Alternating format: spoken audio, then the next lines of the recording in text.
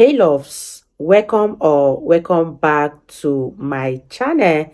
If you are new here, my name is Faith, and today guys, I'll be checking out Piers Morgan and Douglas Murray as they react to man punching Just Stop Oil protester. And you guys, I'm super excited as always. If you're here to subscribe to this channel, please consider subscribing. Give this video a massive thumbs up, comment, share, and all that good stuff. And without much ado, let's see what this video is all about. Well, joining me now is the author Grace Blakely and best-selling author of The War on the West, Douglas Murray, over in the States. All right, Grace, as I've said repeatedly from the start of this, I have a lot of sympathy and agreement with the cause of Just Stop Oil. I think climate change is real.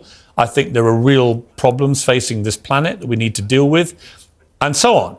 But these protests, the way they're going about them, they are not bringing people with them. They are alienating the very people they should be trying to persuade. I don't get it. The more they do it, the more they're infuriating the public. I don't see anyone saying, great, they've ruined my day, I must come and join them. They've already achieved their aim, which is to get us to talk about it. You know, half the time that I come on shows, the lead item is something to do with the culture wars. It's, you know, something about trans rights or some bathroom issue or whatever. And we've just had the hottest week recorded in history. We've seen temperatures in Europe rise to heights that we've never seen in history. These people literally want to set the agenda. And that is what they're doing. And the thing that scares me the most, we've had a lot of debates in the past about free speech, about actually, you know, the state overstepping the mark. And when I see videos like that of people literally, you know, the arms of the state literally dragging people off the streets and saying, you're not allowed to be here, you should be doing this. No, but they're allowed. That's worrying to me. But that strikes me as a threat to civil liberties. No, but this is where the problem is, because I've got no problem with them exercising their right to free speech or peaceful protest. I don't think they have a right to ruin everyone's... Well, no, to ruin people's fun days out they've saved maybe all year to go and see at the cricket or the flower show or whatever it may be. I don't think ordinary people should have their days ruined in that way. Nor do I think they should be blocking roads like Vauxhall Bridge, which lead down to one of the busiest... These people are aware of the fact... let me finish. That lead down to one of the busiest hospitals in London, if not the country. I don't think they should be stopping people going to and from hospitals. There's no legitimate reason to be doing that. These people are aware of the fact that the main segment of people who are dying from climate breakdown are extremely poor people who live in the global south. Places like the north of India, Pakistan, that area of the world where you've seen temperatures get up to temperatures that scientists say it is not possible for human habitation. So why aren't they protesting over there? Well, because they live here, and we are the countries that have historically emitted the most carbon dioxide. It is the countries that are in the global south where poor people are dying. Why do we never see them in China, the biggest polluters in the world? We have the power in this country, in Europe, in America, in the most powerful countries in the world, in the richest countries in the world, to change things. China has actually done a lot already. 98% of the world's electric buses China is by far the biggest polluter in the world, and you never see Greta Thunberg or any Just Stop Oil protesters in China. How did we get rich? And you know why? Because in China they get a very different treatment. How did we get rich? It was from emitting carbon dioxide. Let me go to Douglas. Douglas, I don't know about you. I just find them unbelievably irritating. And increasingly so. I think there are a bunch of attention seekers who love just getting in the papers, and that's fine. But why is the state and the police tolerating it in the way that we seem to be?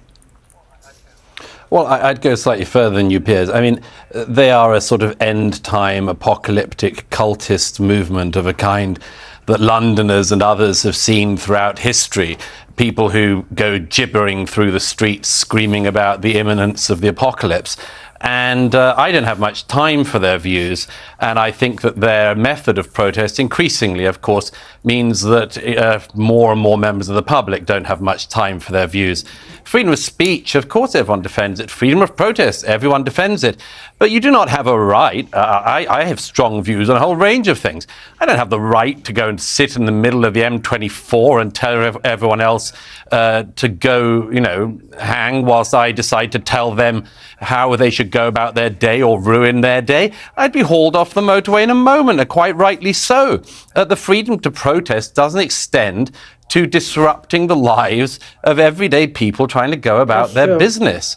And I just can't understand why they think that they're advancing their cause.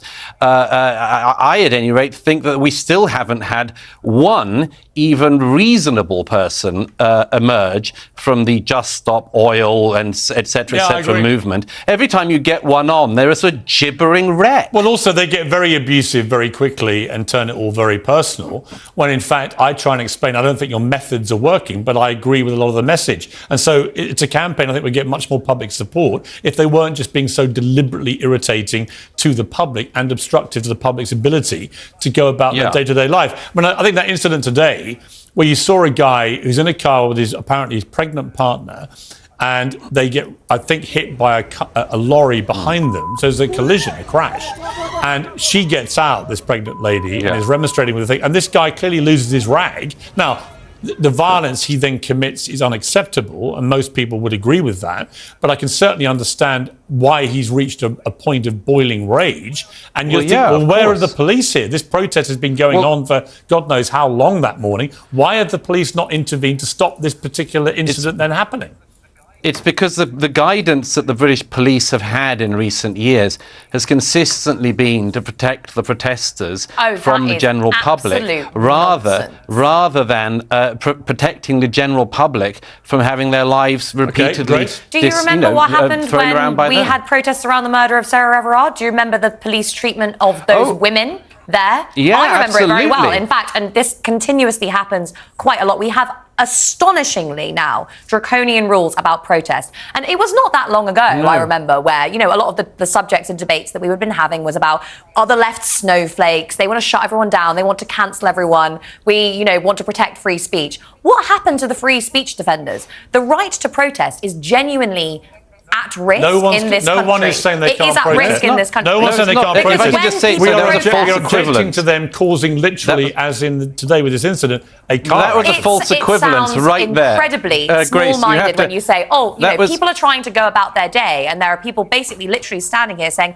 all I want to do is highlight the fact that there are going to be millions, hundreds of millions of people who will die if we don't change course right now. And you say, oh, but this person might not get to their... We all have strong views. We all have strong views on a wide range of subjects. As it happens, the policing of the Sarah Everard case was a classic case of the police getting it wrong. Everybody admits that. The commissioner had to step down after it. That was people protesting peacefully, as it happened during a period of lockdown.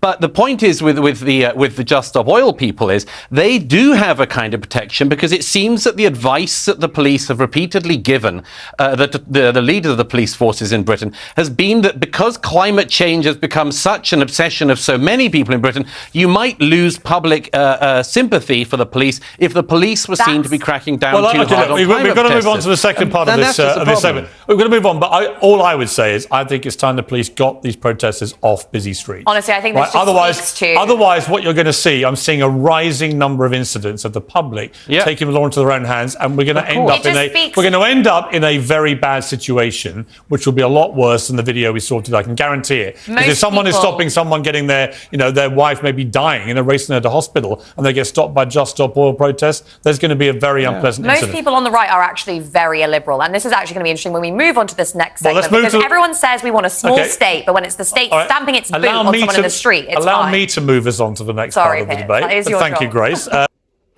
Wow, you guys, that was such an interesting debate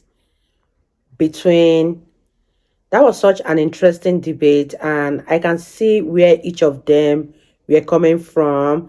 Let me know whose points of view you totally agreed with, because they all had a point here and there, and it was such an interesting one.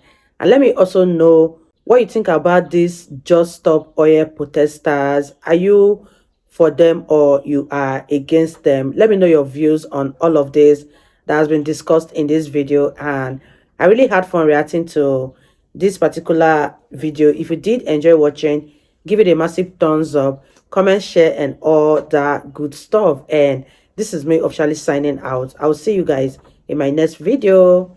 Bye, guys.